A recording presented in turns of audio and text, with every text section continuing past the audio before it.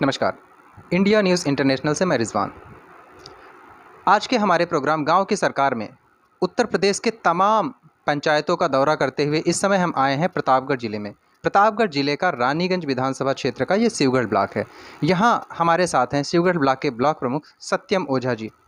इनसे हम जानेंगे कि अभी तक इनके ब्लॉक में या इस विधानसभा में क्या क्या विकास के कार्य हुए हैं, आगे का इनका ड्रीम प्रोजेक्ट क्या है, और सबसे बड़ी चीज़ आपको ये बताना चाहेंगे कि सत्यम ओझा जी पूरे इलाहाबाद मंडल के जितने भी ज़िले हैं उसमें सबसे कम उम्र के ब्लॉक प्रमुख हैं।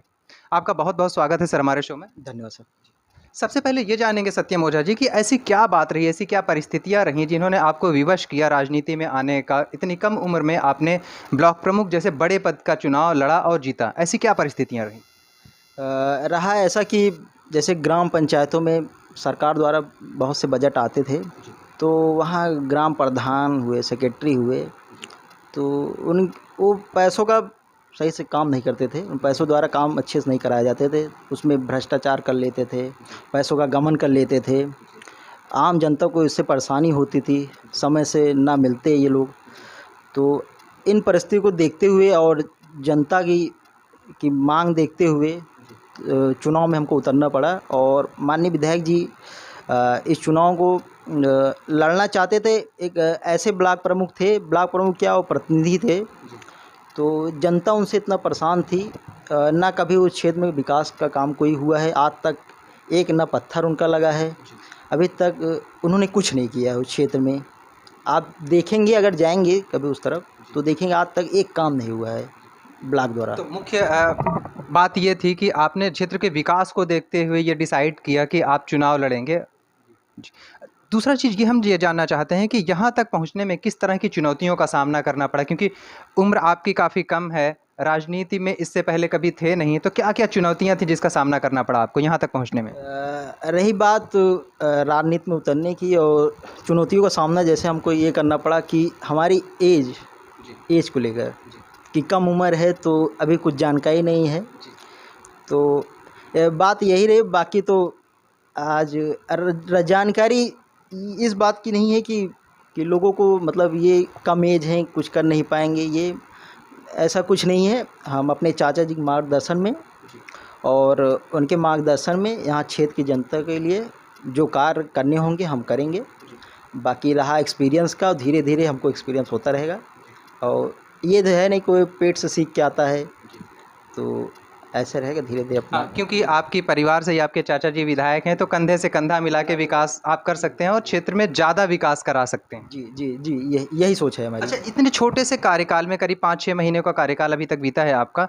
इतने कम समय में अभी तक आपने क्या क्या काम कराया है अपने क्षेत्र में, और आगे क्या क्या विजन है, क्या क्या कराना चाहेंगे, कौन कौन से प्रोजेक्ट हैं जो चल रहे हैं? जैसा अभी तो जो हमारा जो कार्यकाल अभी जो हुआ है, उसमें जो पुराने जो पेंडिंग काम बचे हुए थे, जो मेरे द्वारा करा दिए गए हैं। और बाकी रहा जो नए कामों का, हम सबसे प्रस्ताव ले लिया गया, अपने क्षेत्र पंचायत से ले लिया गया है, जनता द्वारा ले लिया गया है। सभी प्रस्ताव को हम फीड करा चुके हैं और एक बुकलेट बना के उसको सीडीओ दे दिए हैं। और बस वहाँ से स्वीकृति मिलते ही उन कामों पर तुरंत काम चालू हो जाएगा।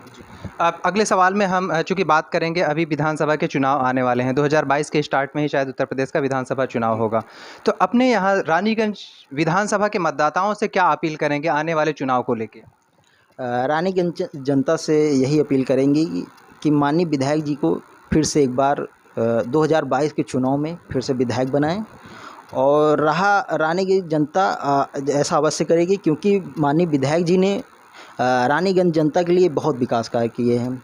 जैसे रानीगंज नगर पंचायत को सीमा विस्तार कराए, सवंसा नगर पंचायत हुआ, पृथ्वीगढ़ नगर पंचायत हुआ, और थानों का निर्माण हुआ, औद्योगिक क्षेत्र संसारपुर में हुआ है, और सिवसत में भी पॉलीटेक्निक आया है, 2 ITI आए हैं।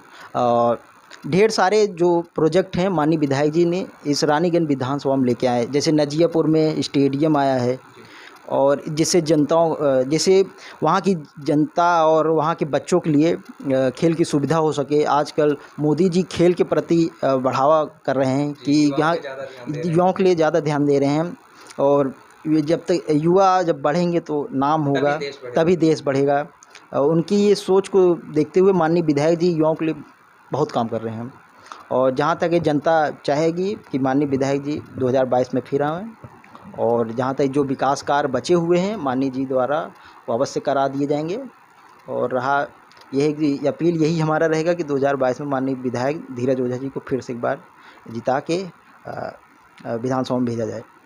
चलिए, ये तो रही शिवगढ़ ब्लॉक प्रमुख सत्यम ओझा जी की बात। आगे चलेंगे, कई सारे और पंचायतों का, गांवों का दौरा करेंगे, कई सारे क्षेत्रों का दौरा करेंगे, उनके जो प्रतिनिधि हैं उनकी बात आप तक पहुंचाएंगे। तब तक के लिए नमस्कार।